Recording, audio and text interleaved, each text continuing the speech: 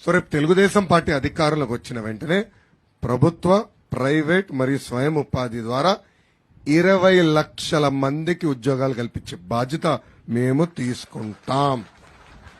అంటే ఎట్లా మీరు ఏం చదువుకున్నారు? మీరు ఏం క్వాలిఫికేషన్ ఏంటి మీది? MBA HR. ఎంబీఏ నాది కంప్లీట్ అయిపోయి 2020. 4 ఇయర్స్ అవుతుంది.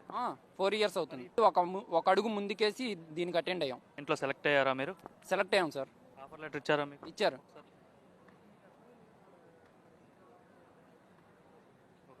ఎందులో సెలెక్ట్ అయ్యారండి మీరు? ఏ కంపెనీలో? Health care. హెల్త్ కేర్లో సెలెక్ట్ అయ్యారు. ఎంత శాలరీ, ఎంత బేసిక్ ప్రైస్? 25.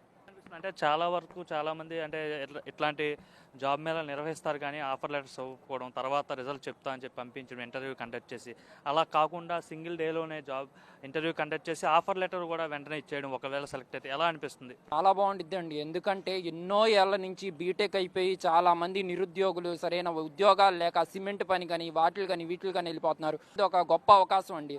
జాబ్ మేళా మనలో ఎంత టాలెంట్ ఉందో మనం ఇంటర్వ్యూ ఫేస్ చేస్తేనే తెలుస్తుంది సార్. జాబ్ మేళా అనేది నారా లోకేష్ గారు ఇచ్చిన మాట ప్రకారం 0 నుంచి పీజీ వరకు వాళ్ళకు కూడా తన అవకాశాన్ని కల్పిస్తాం. చాలా గొప్ప వరం ఇది. నారా లోకేష్ గారు bring Babu back to put out state on the track.